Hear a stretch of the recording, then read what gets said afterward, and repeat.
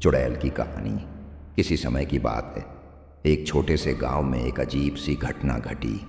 गांव के लोग बताते हैं कि उस गांव के बाहरी इलाके में एक पुराना और खंडहरनुमा घर था, जहां कई सालों से कोई नहीं रहता था। लोग उस घर के पास जाने से भी डरते थे, क्योंकि गांव में अफवाहें थीं कि वहां एक भूतिया औरत रहती है जो रात के अंधेरे में गांव वालों को अपनी चपेट में ले लेती थी। गांव में एक लड़का था जिसका नाम अर्जुन था।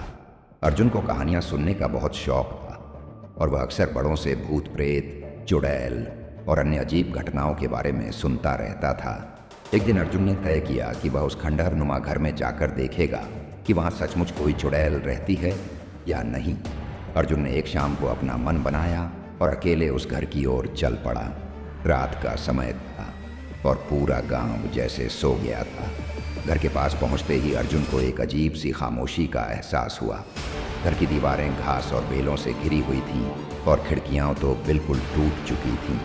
वह घर जितना नीरस और डरावना लग रहा था, उतना ही रहस्यमयी भी था।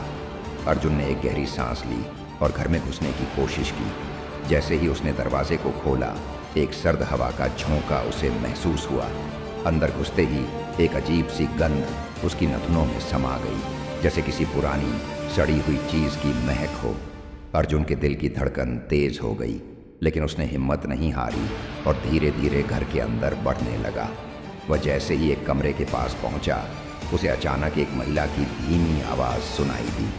वह आवाज कुछ ऐसी थी जैसे कोई उसे बुला रहा हो, लेकिन आवाज में एक भय और खौफ था। अर्जुन ने अपनी आंखों को चौड़ा किया और कमरे में झांकने की कोशिश की।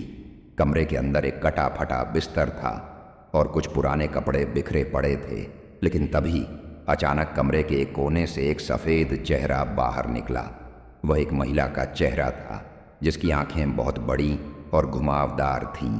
उसकी त्वचा गहरे सड़े हुए रंग की थी और उसके बाल एकदम बिखरे हुए थे। वह महिला धीरे धीरे अर्जुन की ओर बढ़ने लगी। अर्जुन ने देखा कि महिला के हाथों में खून के धब्बे थे और उसके चेहरे पर एक डरावनी मुस्कान थी। उसकी आवाज़ अब स्पष्ट सुनाई देने लगी। तुमने आकर मेरी शांति को भंग किया है, अब तुम मेरी कैद में हो। अर्जुन डर के मारे कांपते हुए पीछे हटने लगा, लेकिन जैसे ही वह दरवाजे तक पहुंचने वाला था, दरवाज़ा अपने आप बंद हो गया।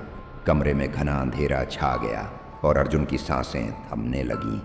वह किसी तरह से बेतहाशा दरवाजे को खोलने की कोशिश करने लगा, लेकिन वह खुला नहीं।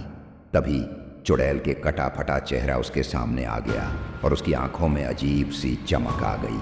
अर्जुन के सिर में एक तेज दर्द हुआ, जैसे कोई अंदर से उसकी खोपड़ी को चीर रहा हो। वह किसी तरह डर के मारे चीखते हुए कमरे से बाहर निकल आया और दौड़ते हुए घर से बाहर भाग निकला। जैसे ही अर्जुन ने उस घर से बाहर कदम रखा, उसने देखा कि गांव के लोग एक जगह इकट्ठा हो रहे थे। एक बूढ़ी महिला ने अर्जुन को देखकर पूछा, तुम वहां क्या कर रहे थे? अर्जुन ने डरते हुए सब कुछ बताया।